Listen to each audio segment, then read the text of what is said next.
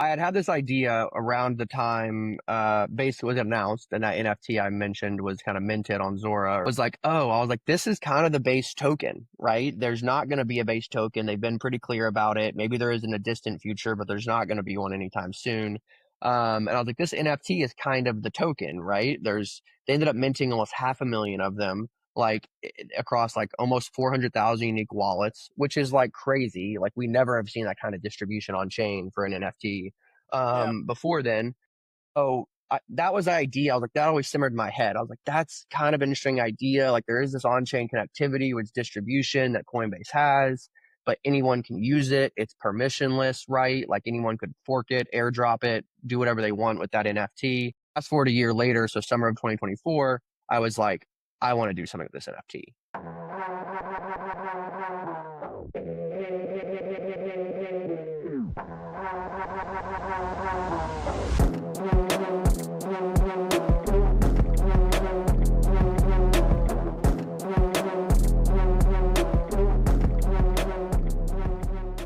Glad to have you on ZeroPod. I don't know how many episodes you've watched of ZeroPod, but we do try to take kind of a personal tact a little bit, maybe more so than most tech pods, and dig in a little bit to the people behind the project. So I'm sure a lot of people watching this would love to hear and learn more about who Garrett is and how you ended up here as a very on-chain person with the rest of us.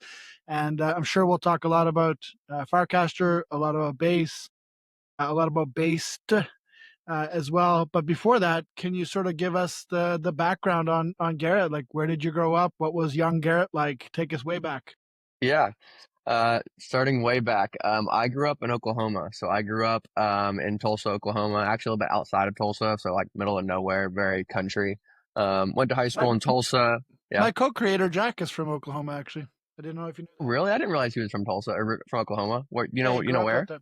I don't know exactly, but I know he moved from there to Ohio at some point. But yeah, he grew up in Nice. Oklahoma. Yeah, I'll Anyway, ping about that. Anyways, yeah, so from Oklahoma, uh, went to high school in Tulsa, played basketball all growing up. Like basketball is my first love. I still play up to this day, pick up and very consistently. So like basketball was pretty much most of my life whenever I was younger. what's your Um, position? I was a point guard. Point guard. So I played point guard, played AAU, traveled.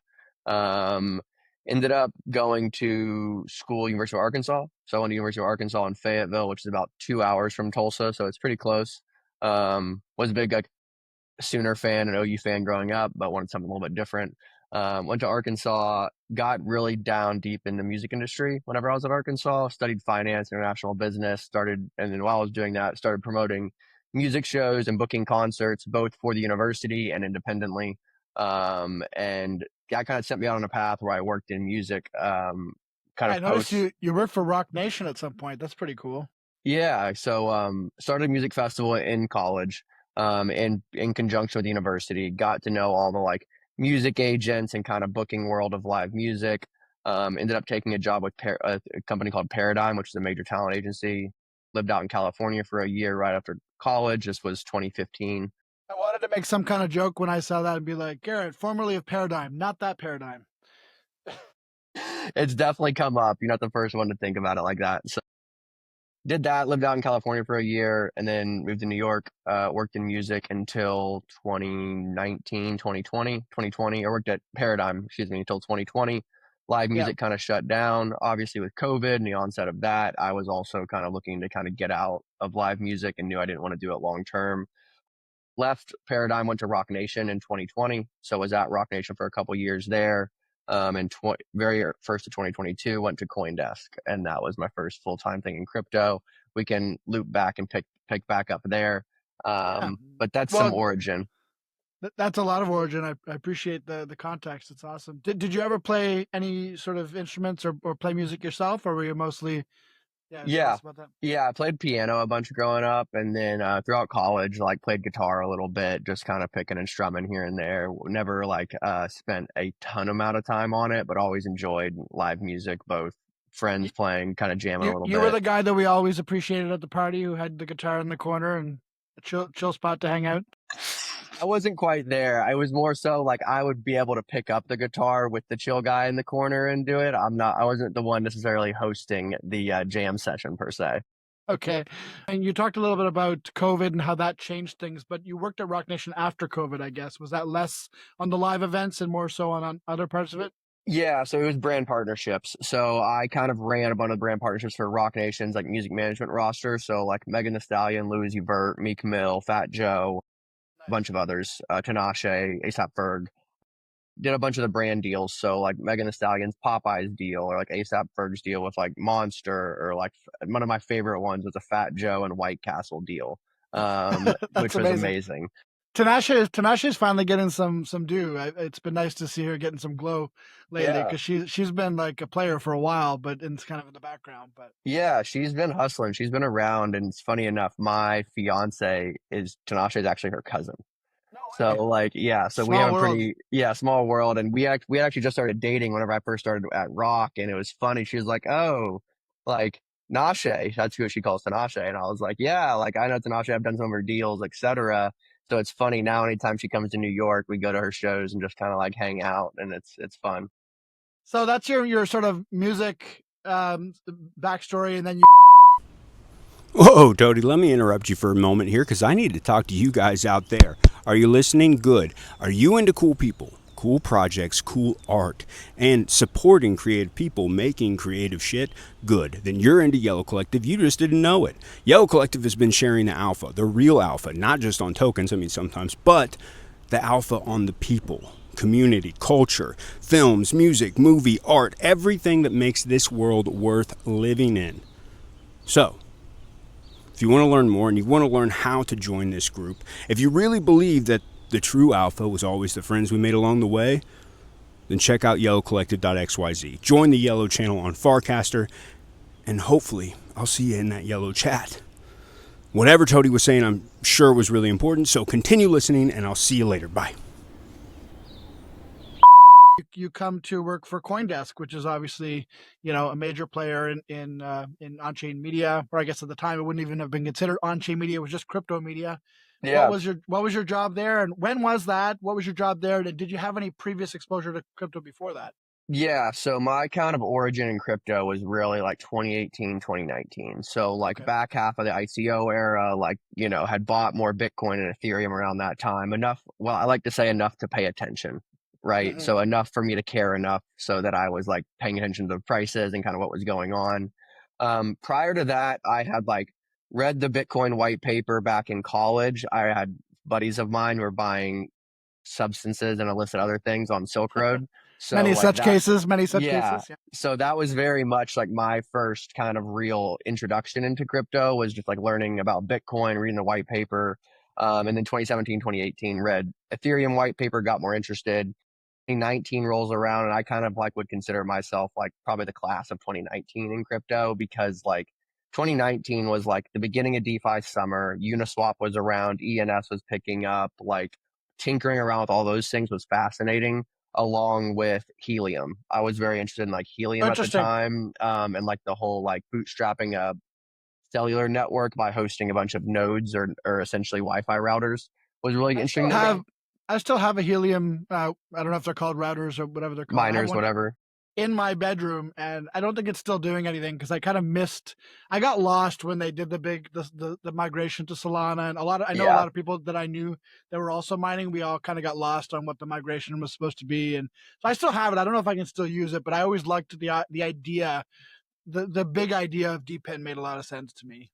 Yeah, same. And like I mean, at one point I had like 15 miners around like Nice. my place, my some of my friends back in Oklahoma and Arkansas, etc.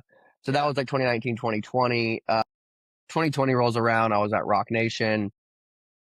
Continuing, all of my free time was in crypto. So like I was tinkering on everything in DeFi summer, everything in NFTs from 2020 onward.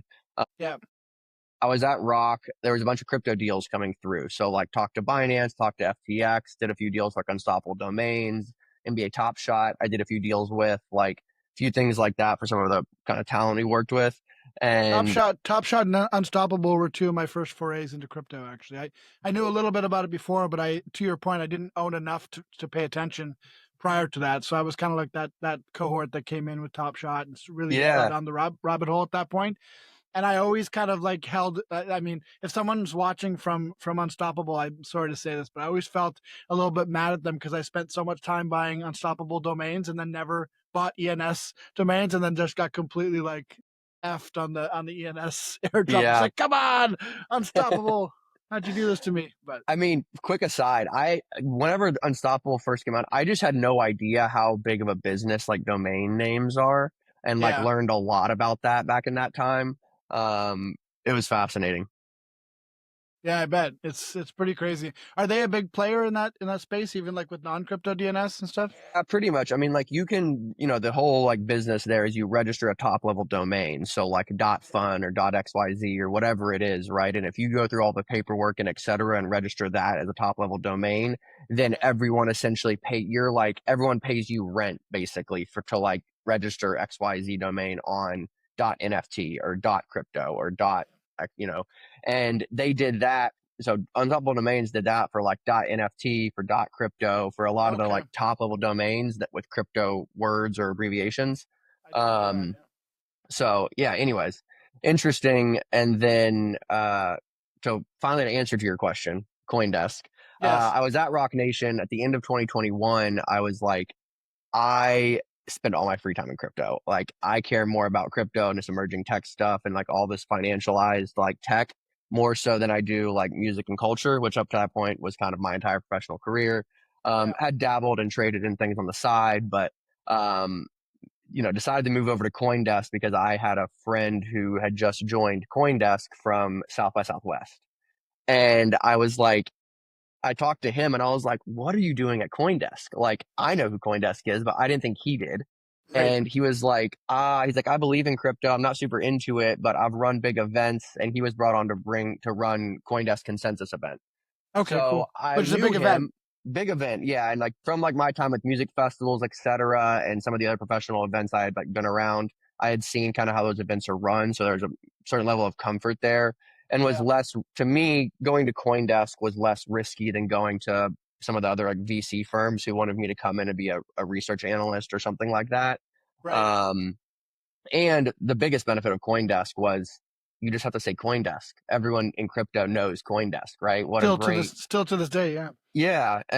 So joined CoinDesk in the first of 2022, and ran strategy and partnerships there across CoinDesk Media, but most of my focus was on Consensus, the event actually. And then ended up wearing a few different hats at CoinDesk over the 2 years there. Did a lot of marketing stuff, did a lot of stuff across like some of the product management that they were kind of looking to build and stuff like that. Uh, and so that was for 2 years, left CoinDesk in the beginning of 2024 to be the head of crypto at Laser, which is a product development studio engineering shop that we basically help with engineering and product design services for a lot of startups across the space in crypto. How did that transition come to be? How did you meet folks from Laser? Or were you looking for a transition, or it just kind of happened? Yeah, I was looking for a transition. I wanted my like hands more in the dirt. I had talked to all these founders and investors throughout my time, at CoinDesk and even before, and I was like, I want to be helping people build stuff, and I want to be building stuff myself more. At And CoinDesk, sorry to interrupt, but at CoinDesk, were you mostly like finding partners and whatnot? Is that what mostly your role finding was? partners. Yeah, mostly finding partners, facilitating like any sort of growth initiatives to try to grow the audience of CoinDesk, both for the media and the event side. So a lot of like finding partners, partnerships, some sales or some sponsorship stuff at times. Yeah. And then towards the end of my time at CoinDesk, started doing some product development on a thing called CoinDesk Flash that never got to fully launch, but certainly got me excited about building something more like that. Had Can you say known what that was? Can you say yeah, what that was supposed to be? it Yeah. was basically a souped up RSS feed. So Oh, if you've nice. ever seen like unusual whales and Telegram or some of those stuff like that are always kind of like breaking news and stuff through Twitter, Yeah. it was basically like that with all the CoinDesk reporters feeding into it because the editorial head of CoinDesk had realized that there was actually market moving news in CoinDesk, not only like the first paragraph, but the lead headlines often. And that was being beta tested with a bunch of trading desks, crypto trading desks across the industry. Sure. And then in the midst, CoinDesk got sold in the time I was there from DCG to Bullish. And in the midst of all that transition, some of those product initiatives kind of got deprioritized and they weren't willing to like fund some of those initiatives as much. Um, That's a cool so idea, though. It almost sounds like crypto Bloomberg in a way, like terminal, yes, that's kind of the like that idea. vibe. The editorial head at CoinDesk was a guy by the name of Kevin Reynolds who built Bloomberg First Word. Built Okay. Bloomberg First Word was the breaking news feed in the Bloomberg terminal. So Mm. very much modeled after that, just never got kind of all the way there. But anyways, Even back in 2021, I don't know if you remember, everyone was pretty much on crypto panic too, which was kind of like a decentralized version of that. I don't know how decentralized it was, but that's how it was built anyway. That it was like yeah, I mean, there's a lot of embedded. versions like this that were like driven by like one or two like key influencers. Like Tier 10K is a big one on Twitter that's like still does it, right? Unusual Whales is one. Like people like Joe McCann have their breaking feeds and stuff That like that. Delta, what's that Delta one? The weird one, the one that has an Delphi I. Digital has some stuff, No, or there's like no? a Delta something, like something Delta. Anyway, Oh, anyways, yeah, yeah, there's a bunch of them for sure. right. Um, But yeah, anyways, throughout my time at CoinDesk, had known the Laser guys, the founders, a guy named Arif and Zane. I Yeah, had seen some of the work they had done. They built NFL All Day, which is the NFL trading platform for cards, like similar to NBA Top Shot for Dapper yeah. Labs. They had done some other work as well across the space. And I was like, you guys are the best engineering like agency shop I've ever come across. And they knew crypto, but they needed somebody with like a strong network and a strong kind of product mind to come in and like really juice that team and grow it. I was gonna So say that's kind of probably an interesting benefit of having done the job you did for, for that long, is that you really got to like network for a job in a way. Like that was your yeah, I job, mean, was to meet people. yeah, I mean, I think Laser, it worked because Laser was like, oh, you have a really good network across crypto, and you're also very like knowledgeable around a ton of crypto products and chains, ecosystems, etc. So it kind of was a perfect storm. I didn't really think there was a job like Laser, to be totally honest. And I was like, oh, I can do all this, and it really fits my skill set and kind of my experience really well. So, what is the Um, job for those that are not so my familiar? job is the, head of crypto, general manager of Laser Crypto, which means that I'm kind of helping oversee a line of business that's really an engineering and product design consultancy. So we kind of, teams like Coinbase, teams like Polymarket, teams like Alchemy, Berachain, Privy, Dynamic, a ton of others will come to Laser whenever they have a special, either project or they need some additional engineering help Yeah. for like, to try to either accelerate their timelines for some kind of unique expertise, etc. And we work with those companies for 1, 2, 3 months at a time, scoped out against a specific project or initiative. Um, so I have a lot of my hands in different kind of projects, see what people are trying to do and build. And my day-to-day role is a lot of like sales, client kind of relationships across some of those projects. I like to say that I'm like key problem solver as well. So if anything is going, needs to jump in to kind of make sure a project's going smoothly, or if I can connect the dots with any other providers or people in the space that can help us, or help our clients, very much do so, a lot of that across the board. Chief firefighter too sometimes. Yes. Chief firefighter is a good one for sure. Well, that's a pretty good laundry list of clients that you mentioned. I'm wondering if you can talk about any interesting projects that you've helped with over the past. I'm sure there's some you're working on right now that you probably can't talk about, but maybe some of the ones that are already public. Yeah. I mean, I think a lot of the Laser stuff, both of the on-chain summer campaigns with Coinbase, Laser had a large part in. Nice. So both the original one in 2023 and the one last year in 2024, because that was kind of originally more of a side marketing project for the Coinbase team, and then evolved into being obviously base and wallet, Core. and Yeah. now it's much more of like a core thing with them, which we continue to help support them on in that direction, and now the new wallet experience. So very much a lot of stuff around that. We've built the canonical bridge on Berachain on top of layer 0 contracts. So we've worked closely with Berachain on a few different things like that. Some of the wallet SDKs for folks like Privy and Dynamic in unique environments like Unity, which is like Unreal Engine, a gaming environment. We've helped Cool. them build some of that wallet infrastructure. There's a concrete.xyz, which is like a DeFi protocol, except with Blueprint Labs is the name of that company. Okay. Work closely with them.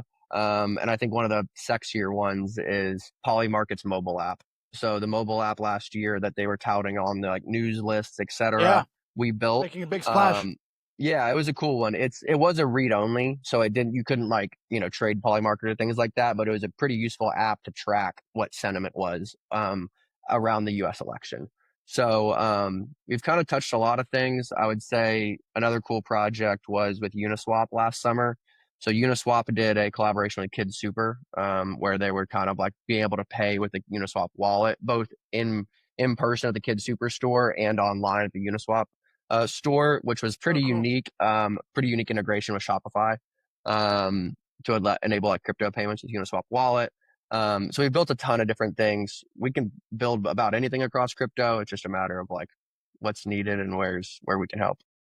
I can see what you meant earlier when you said this sounded like a dream job in some ways, because you get to work on all these different projects. You can't really get bored, right? Like maybe if you're building the same thing for too long, it can start to get a bit long in the tooth. But Yeah. Yeah, I mean it can. I mean, I think that's the benefit of like why, I like to say that we're kind of like a SWAT team, right? You shouldn't be hiring the SWAT team if you don't know like exactly what you want to get built and get done. yeah, Right? So usually whenever we're working on projects, it's a pretty clear, plan or goal of what we're jumping in to build, for clients and things like that. So yeah, we get to see a lot of cool stuff, get to help think through a lot of interesting ideas or concepts with some of the clients, and definitely keeps my hand on the pulse. In addition to all my, tinkering on chain that we all do day to day too. I feel like it's more common in this space than people realize too. Is like for people to need teams like yours to come in and just help get things done, because a lot of these startups are so bootstrapped. They're like maybe one or two guys. Like even if you're like Merkle or some of these bigger funded teams, they just need people to step in and get a job done sometimes. 100%. I think it's as long as you know what you're doing, right? Or you have a clear goal of what you're doing. If you're just kind of like R&Ding stuff and kind of throwing shit at the wall, which everything is kind of that, but like how seriously are you taking a swing at something is kind of the way Yeah, to think yeah, about it. true. Um and then the other thing that, I think the thing that I think about our engineers and people at Laser is just like, are you active on chain? Do you use crypto products? Do you know what it is? It's not like you have to know a ton of Solidity or Rust to be a crypto engineer. You're a strong Yeah. full stack engineer. And you're a user. You're probably pretty good. Yeah, I think there was some discussion on Farcaster at some point where Jesse talked about asking, everyone they're hiring that, like, what's the last 10 things you did on chain? Whether it's like for a customer service rep right up to a full stack engineer, just like trying to find people who really know what they're supposed to be building. Yeah, there exactly. One of the most illuminating interview questions that I ever received was this was back in 2021. Bill McCormick or Will, I'm blanking on his last name. Will at Alliance DAO, or now it's just called Alliance.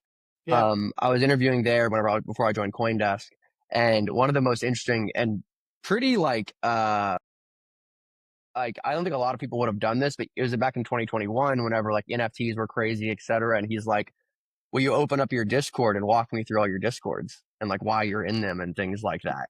Which is Oh like a God. pretty like what's the word, prying question, or some people might not want to do that because it is kind of like privacy Yeah. concerns. Like it's reasonable to think that some people wouldn't do that. I was like, sure, why not? And I just walked him through like literally like 10 or 15 Discords of like, this is what this one is, this is the project, this is why I was interested in it, et cetera, et cetera, et cetera, and did that. And like, it really spoke to me because I was like, Mm. man, that's a really good question to ask because I'm going to know how deep that person is Yeah. in this stuff by that question. You can't fake that. Yeah. You'd No. be like going through the first 10, you'd be like, these are all my favorite Discords. And then the next 100, I have no fucking idea why I'm in these Discords. That was 2021. Yeah. Oh I man. mean, it's still like, I haven't spent the time to like truly clean up my Discord, Same. but I rarely go in there. So yeah. It's like a graveyard, I still use it for some things for sure, but there's like definitely over 50 that I've just have sitting there and haven't opened in 4 Yeah. years. Talk to us a little bit about, first of all, I appreciate you telling us a little bit about your professional background and how you got to where you are and your crypto background. It's really interesting. I'd love to hear a little bit about your Farcaster journey, as it were, because most people who are watching this, if they're on Farcaster in any capacity, they'll recognize you. You're definitely a main character, I think, in the Purple app. And I'd love to hear how you got, onto Farcaster, because you've been there since early days, and sort of what your experience has been like. Yeah. So I joined Farcaster back in like fall of 2022. I had seen Dan posting about it on Twitter. and DM'd him and asked him if I could, get an invite or things like that, which is something I was doing a lot back then, still do to this day. If I see an interesting project or something on crypto that I like, I just try to find the founder and DM them and ask if I can have beta access or whatever Just it keep is. clicking. Just keep clicking. Yeah. But not only be quick, but be inquisitive and curious enough to like ask and reach out and be offer product feedback, right? I think a lot of my relationships in the space were built because I tried to give really good feedback to founders or people who are trying to build something. Um, That's so and rare too. Like I'm finding valuing that a lot now too, that I've got a mini app that I'm building, and most people won't take the time to give you like real feedback or especially honest feedback. But when you find the gems who will be like, this doesn't make sense. What the fuck am I supposed to do here? Like those are the people you're like, thank you so much. Like I need that. I mean, I literally credit that with most of my stronger relationships in the space. Like before I even knew somebody, was just trying to give like feedback, and I was like, I don't care if it's not something you want to hear. I'm not going to sugarcoat it. I'm going to say what I think is good or bad or not good about this thing. And I think that endeared me to a lot of people in some ways and has built a good relationship base for me. Uh, but yeah, so back in 2022, wasn't very active on Farcaster for the first, I would say, few months, casted once or twice. Fast forward to like summer of 2023. I had gotten just pretty fed up with Twitter. I think for many of those people in crypto from 2020 to 2022, you kind of lived on Twitter. That's where you kind of got most of your information and kind of kept up. Uh, and I still did, but I was just like, had never put a ton of effort into like building a huge following, trying to put out content and and put my take on things as much. Yeah. Farcaster, it felt like a Discord in some ways, like back then, and it's in some ways still to this day, where it was just like there was more conversation. It was more of a back and forth, like sharing thoughts and opinions on something and things like that.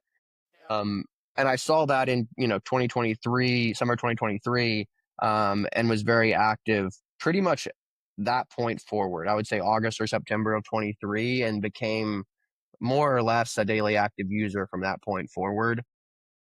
Q down. Queued I think out, so. yeah, back in I those think so. days for sure. And it's funny, right around the time I got more interested in Farcaster, I had actually talked to Degen's Yasik, about a totally different idea around like using the music APIs for Spotify to see Oh, if there's interesting. like a cool music app you could build. This Because is he was at pre-degen. pre-Degen. This Wow. was pre-Degen. He had a thing called, he was working at a company called Hedgehog, which is like a Yes. DEX DeFi company. Yasek's been on the pod actually. He was our guest two episodes ago. But yeah. Oh, cool. Yeah, he's great. So we were talking about that. I knew he was kind of tinkering. And then the fun part of Farcaster lore that I think was like a huge thing was Matthias at I am Matthias on Farcaster tweeted out like this was around the time, or no, Kyle McCollum From Daylight, yeah. from Daylight tweeted like, oh, this was around the time in 2023 whenever like points was such a meta in crypto. Everyone was Yeah. doing a points leaderboard. Rainbow introduced their points, and yeah. Yeah, everyone knew points like correlated to a token, or they would, or potentially it was kind of a soft airdrop or a soft, TGE type thing. And Kyle tweeted, it was like, oh, someone should launch a points token. It'd be funny. I remember, yeah. I am Matthias commented and said, I just launched it. Here's the contract, and launched the token. And then said, the first 5 people who comment, I will airdrop you 1,000,000 points. And it was like me, Kyle, Cooper, and like, I forget, maybe Daryl, Yao, and maybe one other person. The next day we woke up and like that token was like a $10 million token, and all of us had like 5 figures worth of on-chain Insane. money, Yeah. basically. But it's Crazy, funny. crazy. Yeah. And that was on mainnet. That was pre any of the L2 Well, stuff. I like to think that points would have been Degen had it been on base in some ways. And Matthias also didn't know what to do that weekend and kind of went offline for the full weekend, and it kind of died then. He kind of But had a mental health breakdown in a way, if I remember yeah, I correctly. mean, it was a lot to deal with. As anyone Not for who's the faint of launched heart.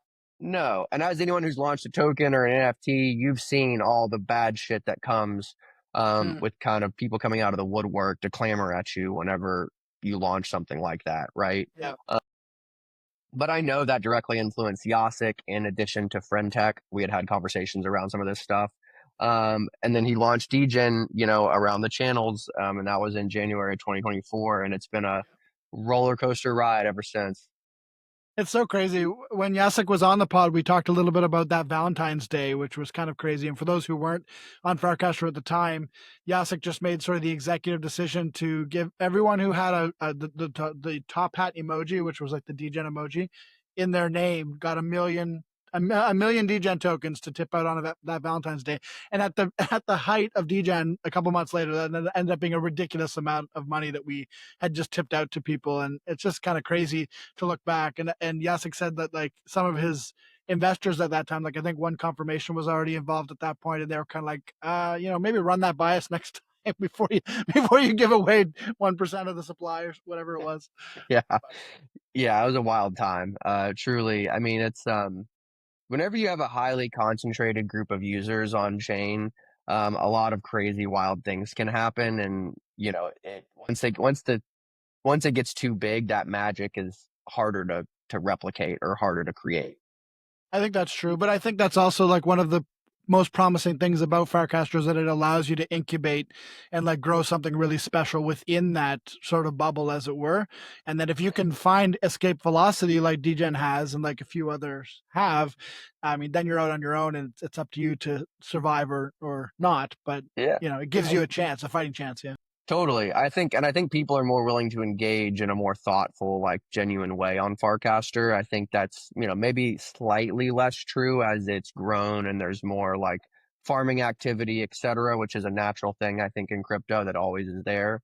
But I agree. It's a really great place for that. And I've always said like the best beta testers, users in crypto are on Farcaster.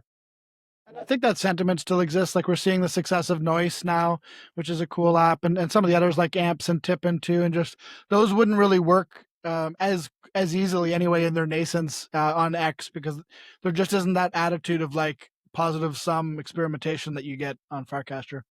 Totally agree. Yeah, and you have a lot more of like the people clamoring at your walls because they put in $5 into a protocol and they think it should be worth 500, immediately or something Wait, is like that not the that. case? Yeah. Yeah, I saw exactly. people So complaining about the Laudio TG. I wasn't involved in that, but I saw some people like complaining, oh, my $30 only became 3,000 or whatever it was. It's like, come on now. yeah, I mean the Laudio thing was another thing from like Kato, which is like a really cool, a huge fan of the Kato like I like product and Kato too. team. Yeah. But yeah, I saw definitely some sentiment where it's like I put in all this time on Laudio and didn't get the airdrop I thought I'd get. Let's do something. Maybe related to Farcaster in many ways, but I know you've also been pretty involved in the base ecosystem since launch, essentially. Can you talk a little bit about early base days, and maybe that can be a lead in to talk a little bit about your project that you launched, which is called Based, Thanks. BASED, Yep. $ based. And yeah, I'd love for you to tell our listeners about that. Yeah, I mean, it's funny, the very origins of Base to me was around ETH Denver of 2023. So I was at ETH Denver 2023 with some friends. We ended up going to like Breckenridge to ski for a few days after ETH Denver. And that was Nice. the time that Coinbase announced Base, that they're Right. going to do a L2, they're going to launch it. It was just an announcement that they're going to do this. There was like a press release or whatever. And An at the announcement of an time, announcement. well, it was an announcement of an yes, but announcement of an announcement. They also did an open mint on Zora. So they did a 721, which was unique. Usually most of those were open mint 1155s, but this was a 721 on Zora, and they left it open for 10 days and just minted the main base logo. And it was on mainnet, so it cost people like $7 or $8 in gas at the time to mint it. It was a free mint, but it did cost people like $7 or $8 to mint. Yeah. So I thought that was interesting. They did that. I was like, whoa, there's a Coinbase on-chain artifact or an on-chain asset that Coinbase is doing here. That's interesting. And I'll come back to that. But that happened. And then fast forward to August of that year. And I remember like Bald being the first meme coin on Base before Base was officially launched. Whenever Yeah, the people were RPCs weren't even public or anything yet. RPCs weren't public, but you could try to hit the RPCs and try to get in, and someone had launched a Bald token, which was kind of going crazy if you could figure out how to bridge into Based at the time, or Base. Yeah. But yeah, that was like the origin. And ever since then, like, I mean, I'm a huge fan of the Coinbase team. I think they're like the horse you have to bet on if you want crypto to succeed in America, for better or worse. So always been a huge supporter in that regard. I've loved like what Brian has always been representative of and how he's led the company. He didn't And then take the on easy road, that's for sure. For sure. I mean, even some of his decisions around like being like not super political back in 2020, 2021, just the way he's like, and then the way he's been steadfast in trying to be like, no, we're an American company. We want crypto to succeed here. It's not worth it to go outside and focus there. Like we have to win here. Huge respect to that. And you know, it's not perfect. No one's perfect. There's a lot of tricky situations building something that's that novel as an L2 and bring people on chain, but I've been a huge fan ever since. By no means am I like an ETH maxi or anything like that. I am very active in Solana and other things as well, but I do love like the base ecosystem, and I've always been excited about trying different things on chain within base. Well, speaking of that, can you sort of give us a description of how sort of the based evolution happened and how you sort of turned this NFT into a Yeah. meme coin, as it were? Yeah. So I had this idea around the time Base was announced, and that NFT I mentioned was kind of minted on Zora. Was like, oh, I was like, this is kind of the Base token, right? There's not going to be a Base token. They've been pretty clear about it. Maybe there is in a distant future, but there's not going to be one anytime soon. And I was like, this NFT is kind of the token, right? They ended up minting almost 500,000 of them like across like almost 400,000 unique wallets, which is like crazy. Like we never have seen that kind of distribution on chain for an NFT before then. Oh, that was the idea. I was like, that always simmered in my head. I was like, that's kind of an interesting idea. Like there is this on-chain connectivity with distribution that Coinbase has, but anyone can use it. It's permissionless, right? Like anyone could fork it, airdrop it, do whatever they want with that NFT.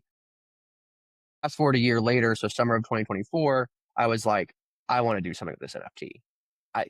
It's something interesting, like what to do.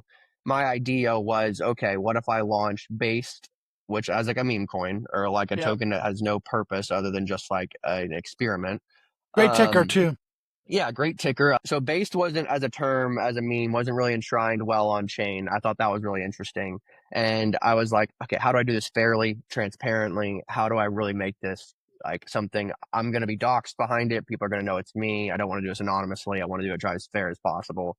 I had seen a lot of token launches. I knew kind of what the good and bad came with them. I thought a lot about the tokenomics of it. And my idea was, okay, what if I give 50% of the supply to anyone who holds this NFT, comes to the site and redeems it and just says like, hey, I connected, I signed a signature, this token, this NFT, will have an allocation of Based. Proof of based in a way. Proof of Based, essentially, yeah. And I announced it in late June of 2024. I opened the website on July 12th. So if you came in the first 2 weeks and redeemed an NFT, it didn't burn the NFT, which is an important thing. It just like check marked it off versus the token IDs. And if you did it in the first 2 weeks, you got 500,000 Based. If you did it in the next 2 weeks, it was 250,000 Based, so about half the amount. And then if you did it after that point, it was 25,000 Based. So way significantly less. It was very much incentivized to do it in those first 2 weeks or first month, really. And whenever I announced it, I said, this token is launching August 11th. It is launching that day. You can redeem and you come back on this day. That's all you need to worry about. So that was the idea, right? And why was that interesting? It was, well, because there was 380,000 unique wallets who held this NFT. So my idea was if I could get enough of these people to redeem it, I could launch the token with distribution because I used this NFT that was distributed by Coinbase and had existing distribution. So like that was the idea. And it launched on August 11th. And ended up trading up to like 12 or 13 million market cap. And it got almost, there was 50,000 unique holders, 52,000 unique holders that redeemed an NFT, and over 100,000 of the nearly 500,000 NFTs were redeemed. So like pretty crazy numbers for something that I really just did on a Twitter account and a Farcaster account and started pushing it out, both through my own kind of handles and the brand handles, if you will. You also kind of made something cross-chain without having to do any kind of bridging as well. It's like a cultural bridge in a way. Yeah, well, that was kind of the idea, right? I was like, this is the Base token, but it's not on Base, right? Like this thing that announcing Base should have some sort of connection on chain to Base, and I thought the Base token was a good way to do that. So yeah, that's like that. And we talked a lot about potentially burning the NFT rather than just redeeming it. But one, I didn't want to like, you know, peeve anyone off at Coinbase and like burn some of those assets. And that was tricky. And more importantly, users aren't going to pay $5 or $10 to burn an NFT. It's expensive. It's expensive. And my whole goal of this was to experiment with distribution, right? Try to leverage the distribution. And if I put a big blocker in like that by forcing people to burn, it wasn't going to let that experiment kind of play out the way I wanted it to. Well, now they're sort of making a bet. Like the reason I bought this is because I think there's maybe some speculative upside in the future to this, to owning this thing. And now I got to bet that Garrett's a better bet than that. Well, if they're burning it, you know. Yeah, well, you still have both. If they're burning it. Right. If you're burning it, right. So like, I kind of mitigated that early on in my kind of thinking and didn't want it to do that. And it, you know, it went really well, and the distribution was very widespread. And I think the other thing that I did with it was, okay, well, you ask like that 50% of supply went there. What happened to the rest? You know, it's probably a good question. Yeah. Well, so 35% of the other side was just for LP like fees, etc., LP pool, etc. How that actually worked was I put 17.5% of it in a party DAO and said, I'm open to party DAO for 3 days. I'm not saying what I think this price should be. It's an experiment. This is a thing. Anyone can contribute. Like, if you want to contribute to it, do it. But what I said to people is like, you shouldn't contribute to this until the last couple hours of the thing, because that way, you know, you have a pretty good idea of how much funding this has got, and you'll have a good idea of like what the potential market cap of Based could be. I took everything from that party DAO raise, which ended up being 50 ETH, and locking it into the LP forever with the other 17.5% of the supply. So that's why it has, like, if you look at Base today, there's still a lot of liquidity on the token because that initial LP was pretty sizable and solid. That's 85%. I kept 5% for what I call based experiments, giving tokens to apps like Bolide or Rally or some of these other things to do different like cool distribution mechanics or airdrops with Based and some like incentives, Hopefully this is going to be meta, because maybe some people are watching this after having minted it on Betterment, which is another thing we're going to be doing. So yeah, that's exactly stuff like Betterment. There's a lot of other like little mini apps and things I've given Based for, so to use as an incentive for them to try to get users or whatever else. And then I've kept the last 10% for a future airdrop because I want to do something again as an experiment with Based. And that'll be coming pretty soon on some of those things. Alpha. Yeah. All right. In addition to a potential future airdrop, I know you've been cooking a few other things. Can you tell us what else is coming down the Based pipeline? Yeah. So some more experiments. One you just mentioned. So there's some stuff with Betterment that I'm excited about. We'll tinker with on that front. We did some things with Base Drop. We did some things with Warps and Arrows, which are two other kind of mini game side projects of mine that kind of as a reward. And then the thing I'm most excited about is Based merch. So I've been working with 90cc to make some Based merch for basically 6 months now. It's taken longer than I had originally anticipated, but I'm going to launch that. It looks good though, man. I saw you post it recently. I need that t-shirt. It's so Based. Thanks, man. No, I'm excited for it. So June 9th, that'll officially be live with a new relaunched Based.works website, which some more info around Based. And they're chipped in 90cc. So every item, 100 shirts, 100 hats, 200 like card and sticker packs. They're all have a connected NFT. So there's a collection of 400 NFTs across like the first collection of Based merch. So there's some interesting like on-chain connectivity pieces with that I'm going to experiment further for the people with that decide to buy a hat, a shirt, or a card.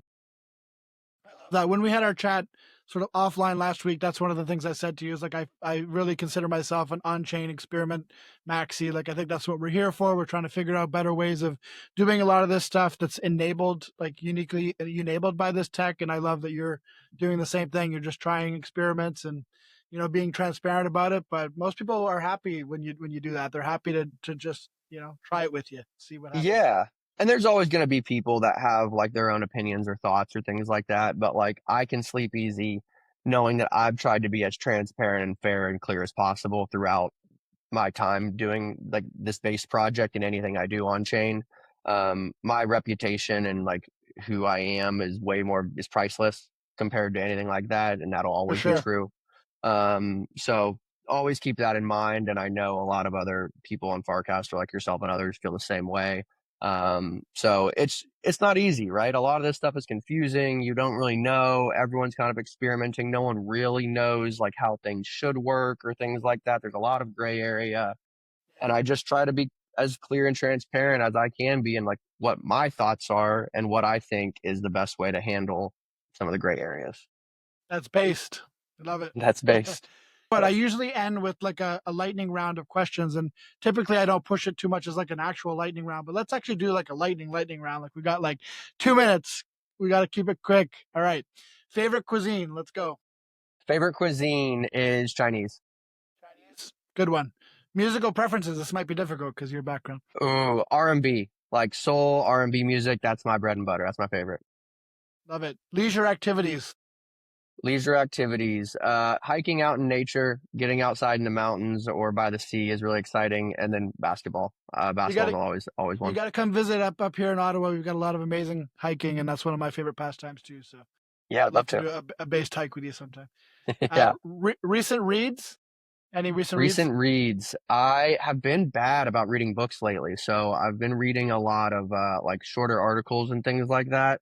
But one read that I really do recommend, I guess, is the Bill Graham autobiography. Bill Graham was like a famous promoter in San Francisco, did a bunch of the Grateful Dead promotions. So his biography is a great read that I read not too long ago.